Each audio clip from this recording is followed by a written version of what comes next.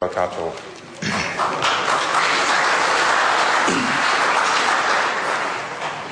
The Honourable Tau Henry.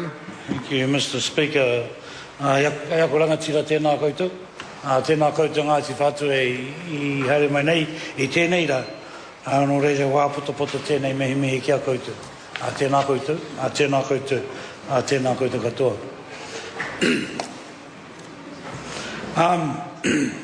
As a boy, born and bred in Ngāti Whātua land, born and bred in Otara, Mr. Speaker, my formative years, what that means is when I was young, was spent, a lot of my time was spent running around Boot Hill, Mr. Speaker, learning to be a protester, hanging out with Joe and Reen, and mihi to Sharon, Lance and Terry, who were some of my best mates. I remember a number of parties at Joe's. In fact, that's where I met my wife for the first time. So thanks, Joe. Thank you, Reen.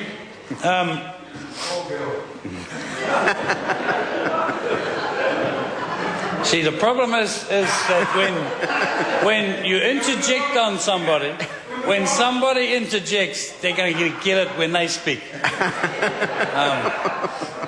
I want to say, I won't talk for very long, because this is a most happy day, a most happy day. And my heart goes to Grant, because that's an indication of the occasion, of the work that has gone into getting here, and not just getting on a plane or a bus or a car or whatever to get here physically, but to get here over 150 odd years. The journey has been long, the journey has been hard, and no one is saying that the journey is even going to be easy starting tomorrow. It's hard because of the things that my colleague Mr. Clendon talks about, my colleague Mr. Twyford talks about. You know, it's hard to be Māori in your own country, and that's a sad indictment of this country. But what is a good indictment of this country is days like this. What is good about days like this is that we can firmly focus on the future.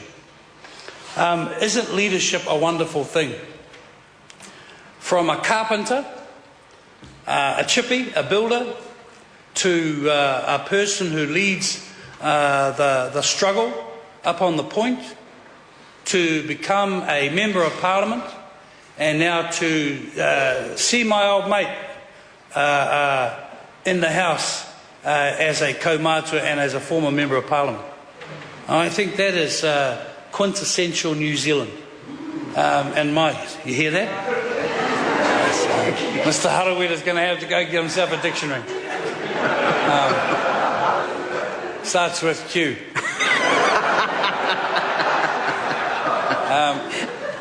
Mr. Speaker, when we look at world history and we look at Wounded Knee and places like that, Takaparafa will be amongst those stories of how could anybody treat a people like that. And I suppose we have the benefit of growing up where we don't treat people like that anymore. Thank God. I can only say, as I suppose Ngāpuhi, in terms of my genealogy, thank God they moved Parliament away from the north. We might have suffered the same sort of carry-on. Mr. Speaker, my heart is filled with emotion, and I suppose the one thing that I can say is thank you, Ngāti Whātua, for letting me stay in Auckland. And it's not a glib sentiment. It goes to the heart of tangata whenua. It goes to the heart of mana whenua. Is that if we can't, I was born and bred in Otara, 42 Harwood Crescent, Otara, and went to Beds Primary, Beds Intermediate, or Beds Mainframe now, and Hillary College. And I got to say that I learned a lot of my lineage from my cousins that lived in Otara. I found out where I was from, and I'm very proud of my lineage. But I'm very proud of the fact that I also know whose land I'm on, whose whakapapa I borrow every day to go to work, to go to meetings, to greet people. And so I do thank Ngāti Whātua. And maybe we should be thinking about that sort of thing in the big scheme of things in a new New Zealand as we go forward. Because this just adds to the big story that is New Zealand's history. That is New Zealand's new history.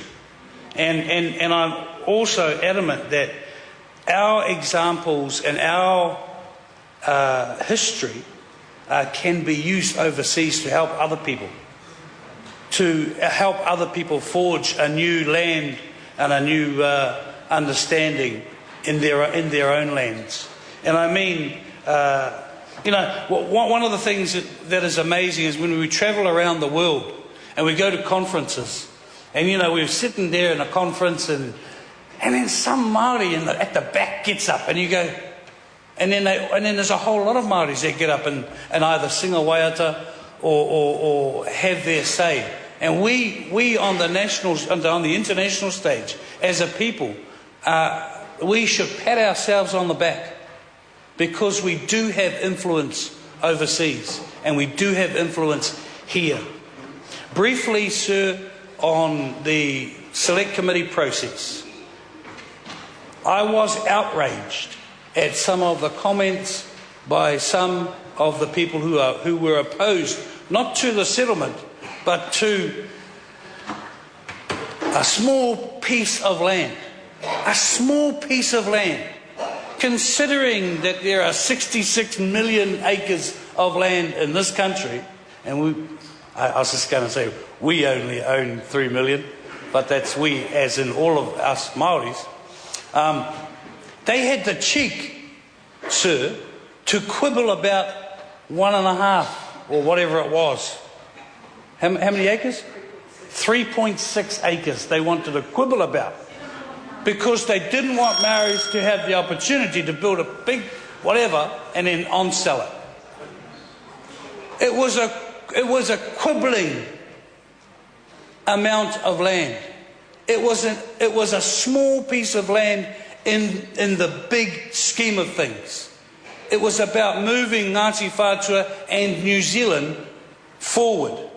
And all those people in Devonport who came to our select committee hearing, and you know what they moaned about to the media? That I called people bro, I called people chief. That's what they moaned about. For goodness sake, wake up, those sorts of people, because they are the ones that damage this country, not these people and not us. They are the ones that damage this country's reputation around the world, not us. Not the people who sit there and try and work out a deal over 150 years. And to take the treatment that Ngāti Whātua have taken. I was in the Witty Wool stores working very hard as an 18-year-old in 1978 when the point blew up. And they came in and they used the army and the police. And it was a sad, sad indictment on this country's history. But I tell you what, that sort of action stiffens the back and resolve of the people to fight for justice.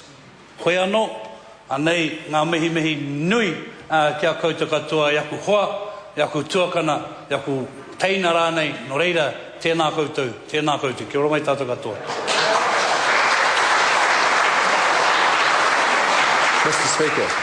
I call Brendan Horan. He mihi